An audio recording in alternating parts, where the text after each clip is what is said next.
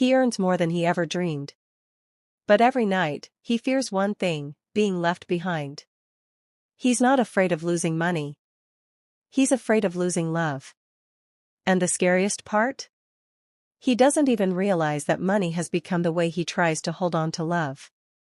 Today, I'm sharing the real story of a man who spent his life proving his worth with money. Because as a child, love was only given if he was convenient. If you earn a good income. But in your relationships you constantly fear being rejected. If it's hard for you to express your needs. If you tend to make yourself easy for others, even when it hurts inside. Then money and love in your life might be connected in ways deeper than you realize. Today, I want to talk about money, love, and the fear of being abandoned. About how this fear often starts in childhood. And how it quietly influences our choices, relationships, and even financial success in adulthood. This story is based on a real case from my practice. I'll call my client Boris. He's just over 40. His name, age, and some details have been changed. But the psychological essence of the story is exactly the same. Boris didn't come to therapy asking about money. Or even relationships. He said something that immediately revealed a lot. He said, "I'm successful. I earn well. But in my relationships, I constantly feel like I could be abandoned at any moment." At that time, Boris had a stable income. A responsible career. People respected him professionally. On the outside, he looked strong, reliable, in control. But inside, he carried constant tension. As we began exploring his story more deeply, it quickly became clear. This fear didn't start in adulthood. It comes from childhood. Boris grew up in a family where love was conditional. He rarely heard "I love you." Instead, he heard "good job." When he behaved. When he was helpful. When he didn't make problems. He was the eldest child. He learned to be grown up very early. He was often told, "You should understand. Don't cry. Don't make things harder. Look at how much mom is struggling." When there was tension at home, Boris instinctively made himself smaller. He became quieter. More careful. He tried not to create problems. He learned a simple, painful lesson very early. If I'm helpful, I'm accepted. If I'm useful, I'm noticed. If I don't cause trouble, people are calmer around me. He was rarely asked, "How do you feel? What do you want? What matters to you?" Instead, he heard, "Be patient. Be a man. Don't be selfish. Others have it harder." Over time, this became a deep belief. To be loved. To be needed. He must be useful. He learned to hide his emotions. To hide his fatigue. To postpone his own desires. This strategy helped him survive childhood. But in adulthood, it started to harm his ability to connect. As an adult, Boris worked a lot. He was used to taking responsibility. To carrying the load. To being the support. Money became more than a resource for him. It became proof of his value. Through money, he unconsciously communicated, "I am needed. I matter. You cannot just leave me." In relationships, he often took the role of the one giving more. Financially. Emotionally. Sometimes even at the expense of his own well-being. He paid for trips. Helped solve problems. Took responsibility. Even when no one asked him to.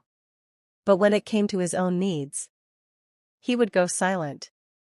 He told himself, "Not now. It's not important.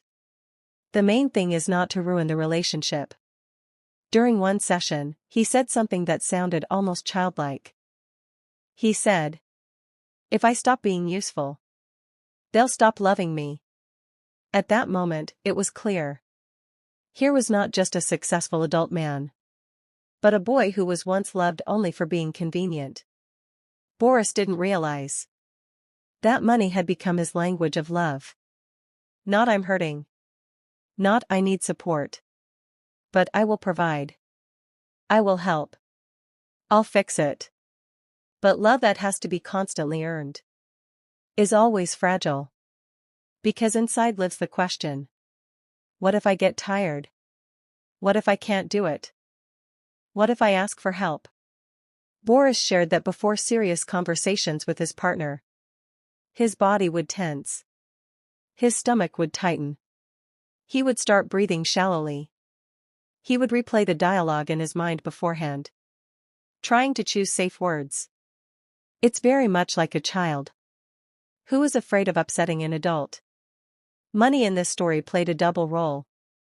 On one hand, it gave him a sense of control and an illusion of security. On the other, it amplified the fear, because love started to depend on how much he gave. Over time, fatigue accumulated, sometimes hidden resentment. But he forbade himself to be angry, because in his inner world, anger meant the risk of being abandoned. In therapy, we slowly returned him the right to be imperfect. Not always strong. Not always convenient. Not always giving more than he could. For the first time, he began to ask himself, if I do nothing, am I still worthy of love? This question was frightening. Because if you remove achievements, money, usefulness, there is only a human being left. And this is something he was never taught as a child. We also noticed that Boris often chose partners who needed support, who were emotionally unstable, who needed someone to rely on. This is how he felt needed. But he didn't feel truly loved.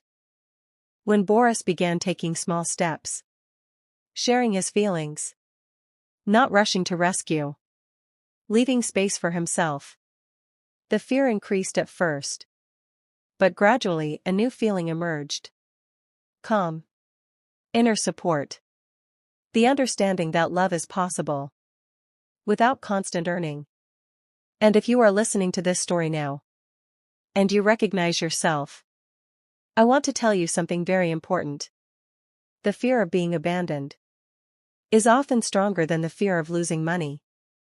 And as long as love depends on how useful you are, how convenient you are, and how much you give, inside you will live constant tension. True closeness begins where you don't have to earn your right to be there. In the next video, we will talk about how to slowly step out of the scenario of "they love me for what I do," and learn to build relationships where you can simply be yourself. If this video resonated with you, please give it a like. That way, this conversation can reach those who are living with the same fear right now. You are valuable. Not for what you do. Not for how much you earn. But simply for who you are.